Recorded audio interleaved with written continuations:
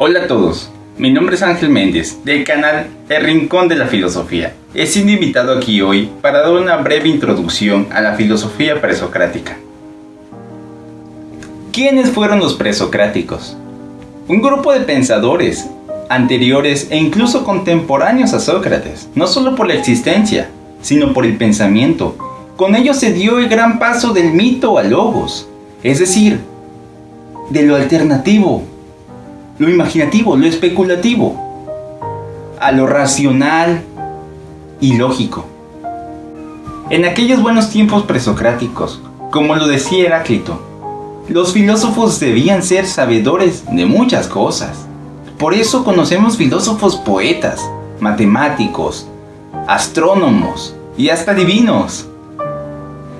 No existía la separación de filosofía con ciencia. Ambas constituían una sola. Lo importante, lo que debemos enfatizar y destacar, es que el problema presocrático era mayormente un problema naturalista. Lo que ellos se preguntaban, lo que por las noches no los dejaba dormir y daba vueltas y vueltas en su cabeza, era la pregunta de: ¿está el mundo hecho de una sustancia fundamental única?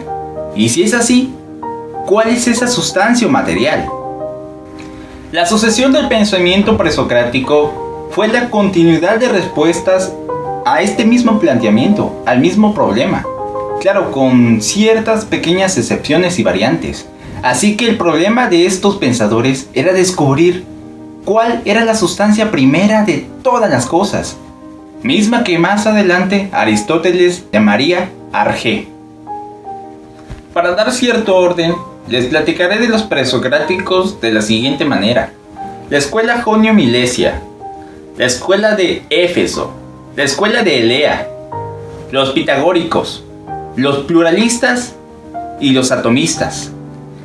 Si hablo poco o no destaco ciertas cosas, es porque más adelante haremos videos especiales y se profundizará más en el tema.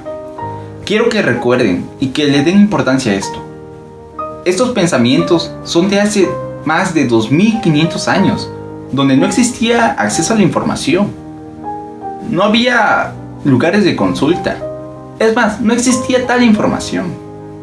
Así que este pensamiento es muy importante porque es un pensamiento originario. Considerado como el primer filósofo y como uno de los 7 sabios clásicos de Grecia, está Tales de Mileto, quien pensaba que el principio originario era el agua, ya que como seres humanos necesitamos del elemento para vivir. Tales observó que los animales, las plantas y los humanos, sin el elemento húmedo no podemos subsistir. Tales era de Mileto, ciudad que basaba su actividad en el mar. Es posible que su idea haya surgido como una necesidad de ahí. También el poeta Homero y Hesíodo aseguraban que el dios océano era el padre de todo. La idea entonces al final pudo no ser tan original, pero bastó con eso para generar interés y preocupación. Al poco tiempo llegaría Anaximandro, seguidor de Tales y también habitante de Mileto. Él creía ilógica la teoría de Tales y dijo: es absurdo pensar que el arjé de las cosas secas provengan del elemento húmedo. ¿Cómo es que el fuego, siendo contrario del agua, haya podido surgir de ella? Es imposible. Así que pensó y dijo: ya lo tengo. Te creo cuando dices que hay una sustancia o un principio que origina todo. Y te apoyo. Pero ese algo se llamará apeiron. Será visto como una sustancia eterna, lo indeterminado. Algo que al no tener una cualidad definida puede hacer cualquier cosa, lo que sea. Para Anaximandro las cosas surgen a partir del apeiron y al morir regresan al apeiron. Se dice que Anaximandro tuvo un discípulo llamado Anaxímenes, quien coincidía con él en que ese elemento era algo infinito, pero dijo: a ver, yo pienso más en un elemento en concreto. Considero que el aire es eso que tanto estamos buscando. Opinó esto con una conciencia similar a la de Tales. Consideró el aire como el fluido vivificador de todo. Y puede pensarse que partió del lugar de Anaximandro, retrocedió un escalón y se puso a un lado de Tales. Pero la diferencia con él es que sí ofrecía una explicación, sí ofrecía algo con que defender su postura. Con la condensación y la rarefacción explicó lo siguiente: el aire, al enrarecerse, se convierte en fuego, al condensarse en agua, ya luego en tierra. Y a partir de estas 4 sustancias surge todo lo que conocemos. Tales, Anaximandro y Anaxímenes fueron filósofos monistas, ya que ellos postulaban la creencia en que un solo elemento origina todas las cosas. Por otro lado tenemos a Heráclito de Éfeso, también llamado el Oscuro, nombre que se le dio por lo abstracto y complicado de su escritura. Se le atribuye un libro titulado Sobre la naturaleza. Para él el arjé no era ni el agua, ni el apeirón, ni el aire. Él creía en una realidad esencialmente móvil y fluyente, algo que puede sobrevenir, es decir, que puede llegar a ser o suceder. Entonces estaría asociado con el cambio o la transformación que se produce en el tiempo, idea que fue expresada de la siguiente manera: no podemos bañarnos 2 veces en el mismo río, porque sus aguas fluyen constantemente. El río deja de ser el mismo que era antes. Él creía que todo pasa constantemente, de un estado a su contrario, todo de acuerdo a un orden, no de una forma anárquica, sino que había una ley o un logos que lo rige todo. Para Heráclito, el origen de la realidad es el fuego, expresado de la siguiente manera: este cosmos no fue hecho por dioses o por hombres, sino que siempre es, fue y será, al modo de un fuego eternamente viviente, que se enciende y se apaga, con medida. De este fuego surgirían entonces los 4 elementos básicos: aire, agua, tierra y por supuesto, fuego, que combinados constituyen todas las cosas. La combinación sería por medio de una lucha, un enfrentamiento en el que hay armonía, puesto que también hay tensión. Heráclito creía en la guerra. Lo que rige el cambio en esto, Heráclito la llamaría justicia o ley. De la escuela de Elea tenemos a Genófanes y a Parménides. Genófanes fue un viajero, un hombre que aprendió a pensar por cuenta propia. Con un sentido crítico y antidogmático, criticó a los dioses de la mitología griega. Nadie le dijo, no le contaron. El hombre se dio cuenta de que a cualquier lugar a donde él iba, los dioses en quienes se creía eran representados con similitudes físicas y morales a las personas de aquel lugar, a lo que el tipo pensó: pero esto no puede ser. Fue entonces que escribió: si las vacas y los caballos tuvieran manos y pudieran dibujar, las vacas dibujarían dioses que se parecieran a las vacas, y los caballos dioses que se parecieran a los caballos. Bien, criticaba a la mitología griega. ¿Entonces no hay arjé para él? Pues sí, sí lo hay. Puede comprenderse a Dios como el principio que origina el universo. Aceptaba la posibilidad de más de un Dios, pero él creía que solo uno lo había creado todo. El arjé para el teólogo sería un Dios inmóvil, eterno, que siempre ha estado ahí, un ser con una inteligencia suprema, incomprendida por mortales, no precisamente con forma física o imaginable, pero que rige el universo por fuerza del espíritu, que expresaría en su siguiente frase: Dios es uno, el más grande de todos los dioses y de los hombres, no como mortales, en cuerpo o en pensamiento. También de Elea, y considerado muy superior, está Parménides. Por mucho tiempo se creyó que fue discípulo de Genófanes. Ahora la balanza inclina que no. A diferencia de los presocráticos, la preocupación de Parménides no fue tan naturalista o física, y con él surgió una nueva disciplina, la metafísica. Más allá de la naturaleza, más allá de la física, ciencia que estudia el ser. Parménides analizó que el ser es la única cualidad que tienen en común todas las cosas. Unos objetos son duros, otros suaves, son de distintos colores, son blancos, son negros, el libro es un libro, el cielo es el cielo, la tierra es la tierra, pero todo lo que existe posee la cualidad del ser. Expresó su idea detallada en una obra que muchos, estoy seguro, conocen, el poema de Parménides, titulado Sobre la naturaleza. Poema dividido en 3 partes, donde narra un viaje como experiencia intelectual y donde pretende dar a entender que el cambio no existe. Lo que creemos que muta no es más que un engaño de los sentidos. Nada cambia, todo permanece siendo lo que es. Siendo esto algo característicamente único, inmóvil, inmutable, eterno, continuo y también pensable. Un algo que al no cambiar siempre será. Si deja de ser, en realidad nunca lo fue, nunca existió y solo ha sido engañado por tus sentidos. Del mismo modo que algo que no era, no puede empezar a ser, porque lo que es y lo que no es, no es. Discípulo predilecto de Parménides, Zenón, también de Lea, es conocido por ser el fundador de la erística o la dialéctica. La erística es el arte del diálogo, de la disputa filosófica, de la argumentación. Él sintió una gran pasión y se dedicó a defender la tesis de su maestro. A pesar de no poseer una doctrina propia, elaboró numerosas paradojas muy conocidas y alegorías en contra de la realidad del movimiento y la multiplicidad. Los pitagóricos. Algunos investigadores consideran que Pitágoras realmente existió, otros dudan de que haya sido así.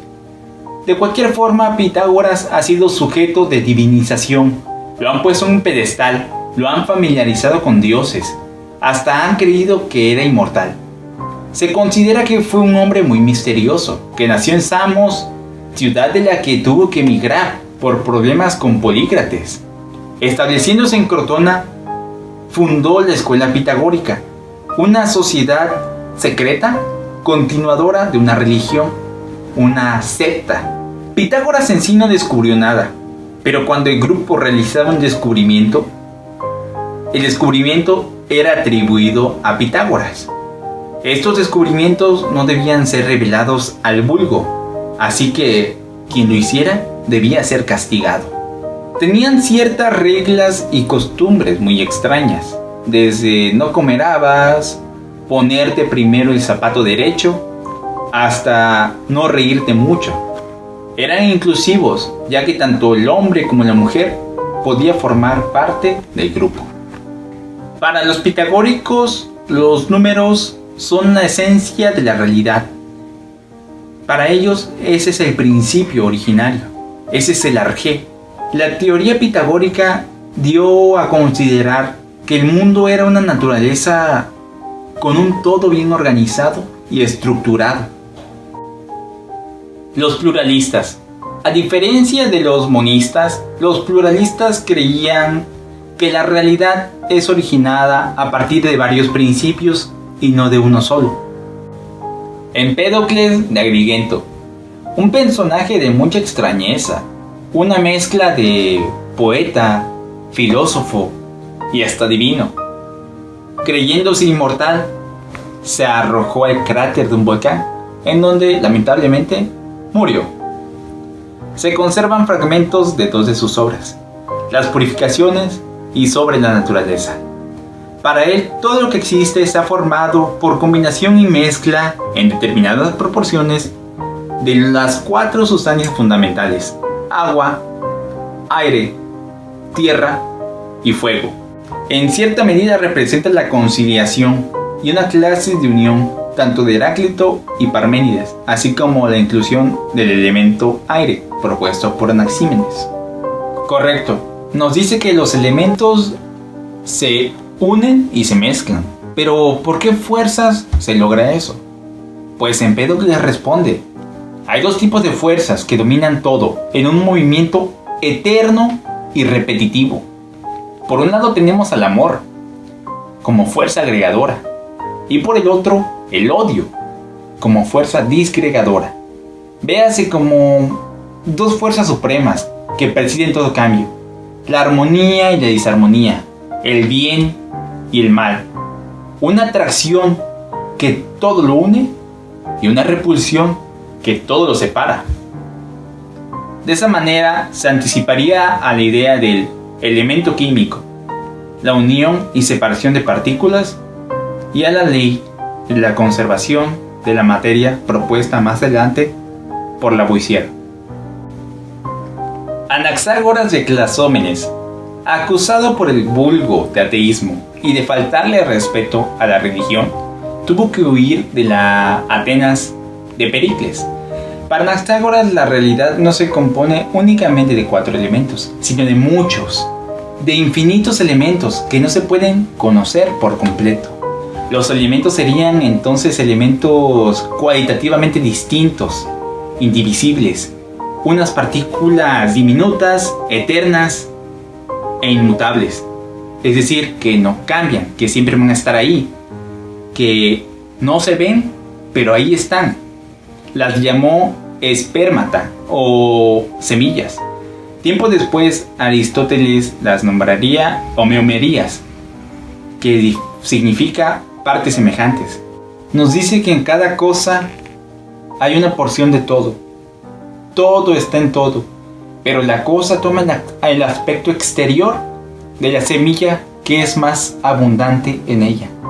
Por ejemplo, la diferencia entre este escritorio de madera y el concreto no es una diferencia muy grande, sino que este tiene más semilla de madera y ese poquito más de concreto. Ahora bien, Empédocles nos dijo: hay 4 elementos unidos por el amor y el odio. Anaxágoras postuló que había una causa exterior que gobierna todo, a la que llamó nous. El nous domina todo.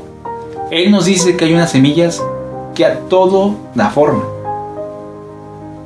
que estaban en una masa compacta, juntas, revueltas. El nous llegó con una fuerza de movimiento, como un remolino. Separó todo y las cosas tomaron lugar propio. Semillas se juntaron con más semillas y dieron lugar a las formas de las cosas y los seres que hoy existen. Así que la diferencia entre todo lo que existe no es una diferencia material cualitativa, sino de una formal cuantitativa. Las cosas son distintas porque es distinta su disposición o estructura interna. Por último tenemos a los atomistas. También son pluralistas. El iniciador fue Leucipo, pero se acostumbra a referirse a él junto con Demócrito, ya que no se sabe cuál es la aportación de uno ni de otro. A ellos no se permiten aquí la creencia en un principio espiritual. Ellos postulan que todo, absolutamente todo, es materia. Para los atomistas el principio es el átomo o los átomos. Átomo significa sin cortar, indivisible, cuya característica es que son infinitos en número. Todos son de la misma naturaleza, pero poseen formas distintas que permiten a los átomos poder complementarse y así concebir las formas aparentes. Respecto a las características cualitativas de las realidades no atómicas, como el sabor, el color, el olor y la temperatura, los atomistas nos explican que esto no se debe al objeto, sino al sujeto. La apariencia se ve afectada por la subjetividad del hombre. A diferencia de Anaxágoras y Empédocles, los atomistas deciden no recurrir a una fuerza espiritual como el amor o el odio o el nous. La explicación de ellos, en cambio, es puramente materialista.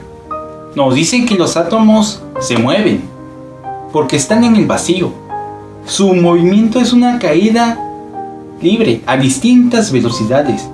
Y es ahí, al donde ser compatible, uno con otro, se unen, formándose así lo existente, siendo figura, orden y posición la diferencia de aquello con aquello otro. Los átomos siguen sin perder su identidad. Aún estando juntos, siguen siendo lo que son. Lo único que hacen es aparentar ser algo más. Están unidos por un azar. Y así como se unieron, se separan. Al unirse se produce la vida y al separarse, la muerte. Ha sido todo por esta ocasión. Si el video ha sido de tu agrado, suscríbete al canal y, ¿por qué no?, a mi canal también. Muchas gracias y hasta la próxima.